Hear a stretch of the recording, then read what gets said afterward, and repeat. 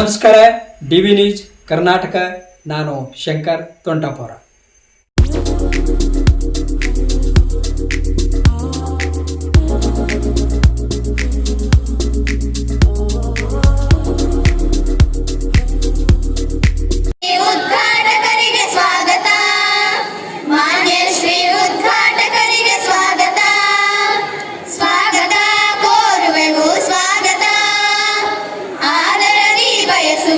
ಸ್ವಾಗತ, ಹೃದಯ ತುಂಬಿ ಹಾಡುವೆವು ಸ್ವಾಗತ.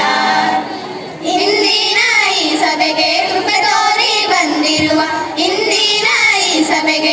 ತೋರಿ ಬಂದಿರುವ ಅಧ್ಯಕ್ಷ ಪೀಠದಲ್ಲಿ ಮುಟ್ಟಿಸುವಲ್ಲಿ ಕಾಯಕ ತತ್ವದ ಅಡಿಯಲ್ಲಿ ತಮ್ಮನ್ನ ತಾವು ತೊಡಗಿಸಿಕೊಂಡು ಇವತ್ತು ಸಮಾಜಕ್ಕೆ ತಮ್ಮ ಸೇವೆಯನ್ನು ಅರ್ಪಿಸಿಕೊಂಡವರು ಈ ಭಾಗದ ಶಾಸಕರು ಎಂದರೆ ಹೇಳಿದರೆ ತಪ್ಪಾಗಲಾರದು.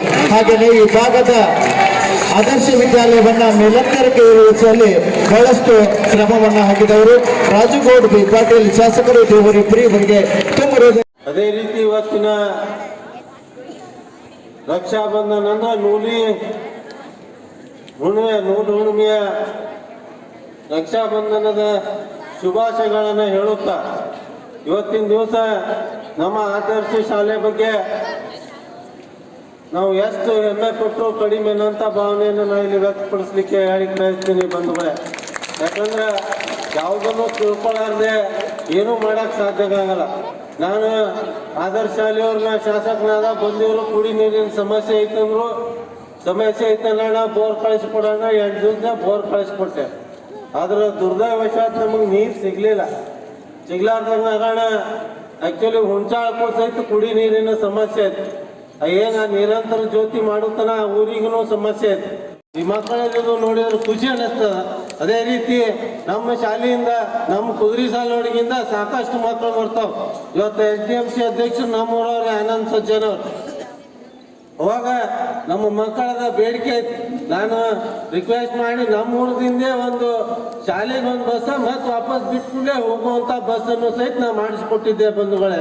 ಇವತ್ತಿನ ದಿವಸ ಯಾಕಂದ್ರೆ ಮೂಲಭೂತ ಸರ್ಕಾರ, ಯಾಕಂದ್ರೆ ಮಕ್ಕಳಿಗೆ ಒಂದು ಸರ್ಕಾರಿ ಶಾಲೆಯಲ್ಲಿ ಯಾವುದೇ ಒಂದು ಇದ್ರ ಶಾಲೆಗಿನ್ನ ನಮ್ಮ ಶಾಲೆ ಕಮ್ಮಿ ಇಲ್ಲ. ಇದು ಹೆಮ್ಮೆ ವಿಷಯ. ಇನ್ನು ಎಲ್ಲ ಕಡೆ ಹೇಳ್ತೀನಿ ನಾ ಈ ಶಾಲೆ ಬಗ್ಗೆ.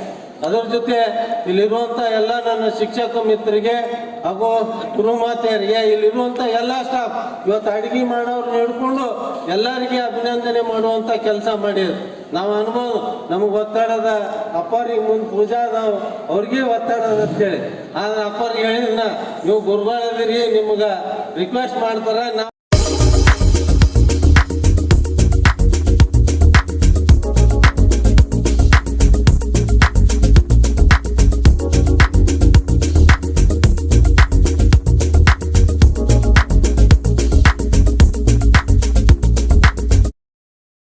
2022-23ರಲ್ಲಿ ಈ ಶಾಲೆಗೆ ಏನಪ್ಪ ಅಂತಂದ್ರೆ ಸನ್ಮಾನ್ಯ ಶ್ರೀ ಶಿವಾನಂದ ಪಾಟೀಲ್ ಸಾಹೇಬರು ಬಿಜಾಪುರ ಜಿಲ್ಲಾ ಅತ್ಯುತ್ತಮ ಸ್ವಚ್ಛ ವಿದ್ಯಾಲಯ ಅಂತಕ್ಕಂಥ ಒಂದು ಪ್ರಶಸ್ತಿಯನ್ನು ಸಹಿತ ಏನಪ್ಪ ಅಂತಂದ್ರೆ ನೀಡಿ ಸನ್ಮಾನಿಸಲಾಯಿತು ಅಂತ ನಾವಿಲ್ಲಿ ನೋಡ್ತೀವಿ.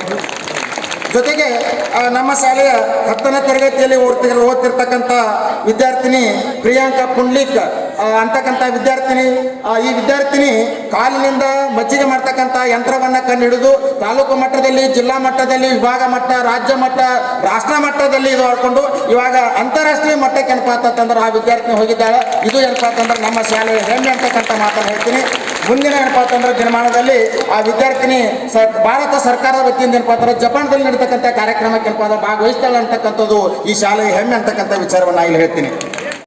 60 ಮಕ್ಕಳಿಂದ ಪ್ರಾರಂಭವಾದಂತಹ ಶಾಲೆ ಇವತ್ತು ನಮ್ಮ ಶಾಲೆಯಲ್ಲಿ ಸುಮಾರು 500 ಮಕ್ಕಳು ಏನಪ್ಪಾ ಅಂತಂದ್ರೆ ಓದ್ತಾ ಇದ್ದಾರೆ. ಬರುವ ದಿನಗಳಲ್ಲಿ ಒಟ್ಟಾರೆ ಏನಪ್ಪಾ ಅಂದ್ರೆ 600 ವಿದ್ಯಾರ್ಥಿಗಳು ಈ ಶಾಲೆಯಲ್ಲಿ ಕಲಿಯುವಂತಾಗಿದೆ. ಜೊತೆಗೆ 2025-26ರಲ್ಲಿ ಈಗ ಏನಪ್ಪಾ ಅಂತಂದ್ರೆ ನನ್ನ ಕಾಲೇಜ್ ಸಹಿತ ಪ್ರಾರಂಭ ಆಗಿದೆ. ವಿಜ್ಞಾನ ವಿಭಾಗ ಮತ್ತು ವಾಣಿಜ್ಯ ವಿಭಾಗ ಇಲ್ಲಿ ಪ್ರಾರಂಭ ಆಗಿದೆ.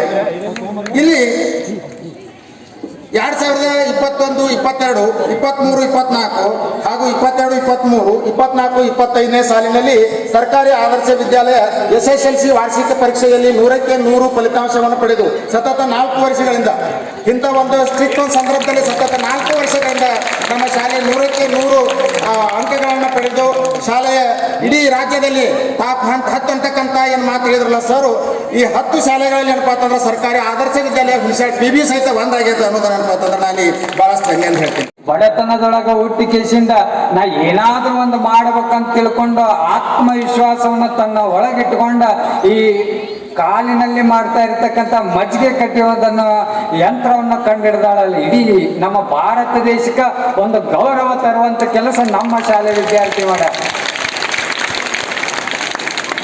ಇದಕ್ಕಿಂತ ಹೆಚ್ಚಿಂದ ಏನು ಖುಷಿ ಇಲ್ಲ. ಅದಕ್ಕೆ ಇಲ್ಲಿ ಏನು ಕೊಡ್ತಿರಲ್ಲ ಆ ಅಕ್ಕನ್ ನೋಡಿ ನೀವು ಏನರ ಒಂದು ಸಾಧನೆ ಮಾಡ್ಬೇಕು, ಹೌದಿಲ್ಲ? ಎಲ್ಲರ ಒಳಗೆ ಒಂದು ಶಕ್ತಿ ಆ ಭಗವಂತ ಕೊಟ್ಟ ಕಳಿಸ್ಯಾನ.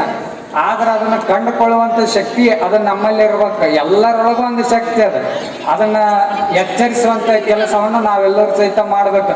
ಭಗವಂತ ಸೃಷ್ಟಿಕರ್ತ ಭಗವಂತ ಒಂದು ವಿಶೇಷ ಚರ್ಚೆ ನಡೆಸಿದ.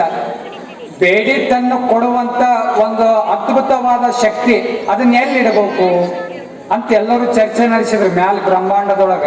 ಅವಾಗ ನಡೆಸಿದಾಗ ಅವಾಗ ಒಬ್ಬರು ಹೇಳಿದ್ನಂತ, ವಿಷ್ಣು ಹೇಳಿದ್ನಂತ, ಈ ಶಕ್ತಿಯನ್ನು ಎಲ್ಲಿಡೋಣ ಅಂತಂದ್ರೆ ಎಲ್ಲರ ಸಮುದ್ರದ ಆಳದೊಳಗೆ ಈ ಶಕ್ತಿ ಇಡೋಣ ಅಂದ್ರ. ಅವಾಗ ಬೇಡ, ಭಗವಂತ ಬೇಡ, ಅಲ್ಲಿಟ್ರು ಜನ ಬಿಡಂಗಿಲ್ಲ, ಅಲ್ಲಿ ಹೋದ್ರು ಆ ಶಕ್ತಿ ತಗೊಂಡು ಬರುವಂತ ಜನ ಅದರ, ಅಲ್ಲಿ ಇಡೋದು ಬೇಡ. ಆ ಶಕ್ತಿ ಎಲ್ಲಿಡೋಣ ಅಂತಂದ್ರ ಯಾರ ಮನುಷ್ಯ ಅದರ ಅವ್ರ ತಲೆ ಒಳಗ ಆ ಶಕ್ತಿ ಇಡೋಣ ಅಂತ ತಿಳ್ಕೊಂಡು ಆ ಭಗವಂತ ವಿಶೇಷವಾದ ಜ್ಞಾನದ ಶಕ್ತಿಯನ್ನು ಎಲ್ಲಿಟ್ಟಾನ ಅಂತಂದ್ರ ಅದು ಎಲ್ಲರ ತಲೆ ಒಳಗಿಟ್ಟಾನ ಅಂತಕ್ಕಂಥದ್ದು ಅರ್ಥ ಮಾಡ್ಕೋಬೇಕು. ಅದನ್ನ ಉಪಯೋಗಿಸುವಂಥದ್ದು ಯಾರ ಕೈಯಾಗತ್ತಂದ್ರ ಅದು ನಮ್ಮ ನಿಮ್ಮೆಲ್ಲರ ಕೈ ಒಳಗೈತೆ ಅಂತಕ್ಕಂಥದ್ದು ನಾವೆಲ್ಲರೂ ಕೂಡ ಅರ್ಥ ಮಾಡ್ಕೊಂಡು ಒಟ್ಟ ಜೀವನದೊಳಗೆ ಸಾಧನೆ ಮಾಡ್ರಿ. ಇದು ಒಳ್ಳೆ ಬರ್ತಕ್ಕಂಥ ಜನ್ಮ ಅಲ್ಲ, ಇದು ಒಂದ ಸತ ಬಂದದ. 84 ಲಕ್ಷ ಜೀವರಾಶಿ ಒಳಗ ಈ ಮಾನವ ಜನ್ಮ ಬಹಳ ಶ್ರೇಷ್ಠ ಅಂತ ಹೇಳ್ತಾರ.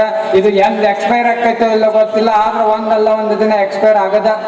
ನಾವು ತಗೊಂಡಿರ್ತಕ್ಕಂಥ ಕಾರಿಗೂ ಎಕ್ಸ್ಪೈರ್ ಅದ, ಫೋನಿಗೂ ಎಕ್ಸ್ಪೈರ್ ಅದ, ಕಟ್ಟಿರ್ತಕ್ಕಂಥ ಮನಿಗೆ ಎಕ್ಸ್ಪೈರ್ ಅದ, ಎಲ್ಲದಕ್ಕೂ ಎಕ್ಸ್ಪೈರ್ ಅದ. ಆದ್ರೆ ಒಂದೊಂದಲ್ಲ ಒಂದು ದಿನ ಈ ಬದುಕಿಗೂ ಎಕ್ಸ್ಪೈರ್ ಅದ.